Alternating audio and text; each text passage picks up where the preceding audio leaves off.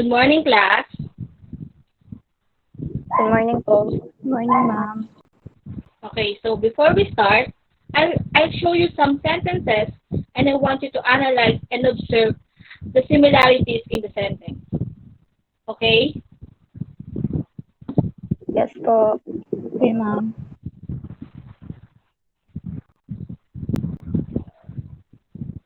Okay. So what did you observe in in the sentences? Ma'am, Yes, Amy. I observed that every sentence has the word some. That's right. Are you familiar with the different kinds of sentences? Yes po. Very good. So what kind of sentences do you think they are? Yes? I think they are positive and affirmative sentences. Okay.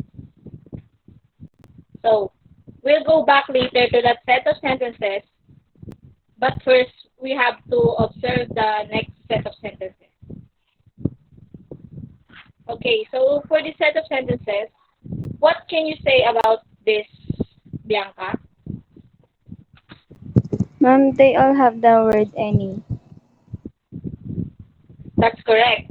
And what kind do you what kind of sentences do you think they are? The first and third sentences are negative sentences, while the second sentence is an interrogative sentence.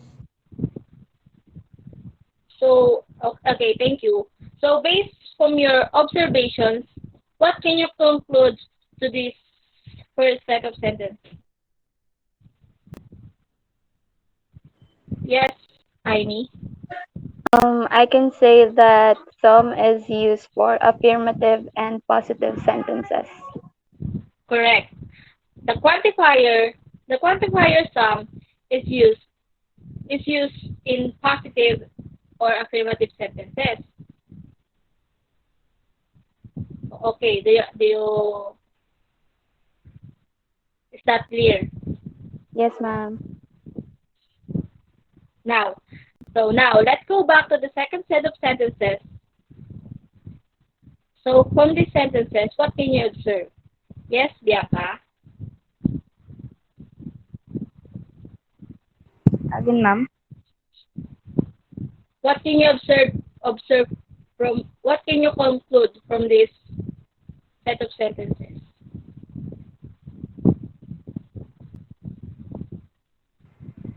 I think that we used any as quantifier for negative or interrogative sentences.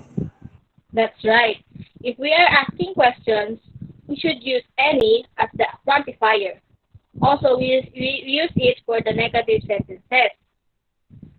So, here are some uh, example sentences, and I'll call someone to answer. So, for number one, can you answer, Aini? Number one, Gio receives blank hate comments from his bashers. My answer is some. Gio receives some hate comments from his bashers. That's right. That's right. Okay, so for number two, yes, Bianca.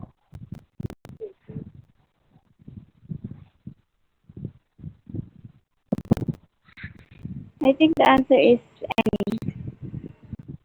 Correct, because it is an interrogative sentence.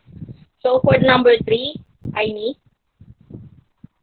Number three, did you eat blank chocolates from the refrigerator? My answer is any.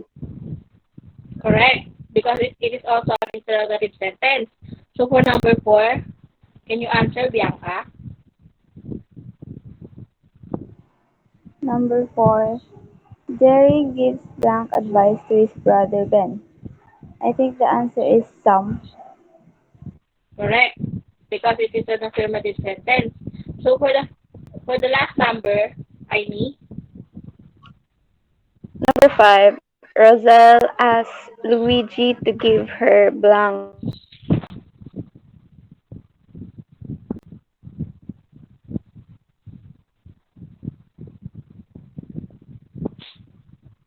Okay. So let's see if we got it all right. Okay, now. Okay, it seems that you are attentively listening to our discussion.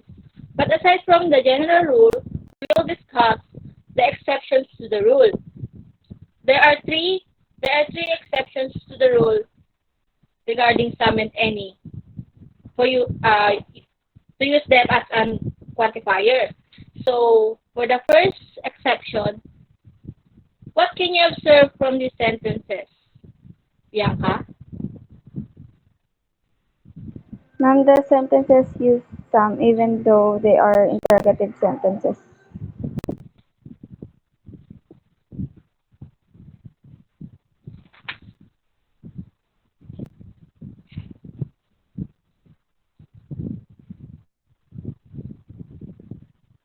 Okay, so for the exception number three, the sentences here uses uses from as the quantifier, even though they are interrogative sentences.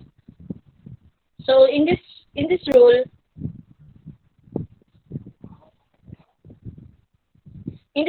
we can use some as a quantifier in an interrogative sentence if we are sure that the answer would be yes, or or the questions that are offers or requests.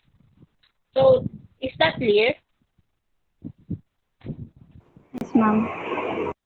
Okay, thank you. So for second exception, can you can you uh can you tell what's wrong according to the general rule? Again, can you tell what is against the general rule, Bianca? It uses the quantifier any but ay, tama ba? It uses quantifier any but the sentences are positive and affirmative. Yes, nice observation. It is also against the general rule. But these sentences has negative feelings because it has the word hardly, rarely, never, or without. So if you see this sentence in an affirmative or positive sentences, you should use any as the quantifier. So for the last exception, observe these sentences. What can you say about this, Bianca? I think it uses any but the sentences are not interrogative and also does not have negative feelings. Right, that's right. It is not interrogative, and at the same time, it does not apply the exception to the rule number two, but it still uses the word any as the quantifier. In the exception number three, we can use any as a way to say it doesn't matter which one. It's commonly used with a singular countable noun. So any question? Do you understand? Okay. So before we end our class, I'll give you an assignment about our lesson for today. You should submit it later before midnight. I'll also send this to our Google Classroom for you to answer. And I think that's all for today. So I hope you learned something. Thank you. Thank you, ma'am. Bye, Thank ma'am. you. Bye.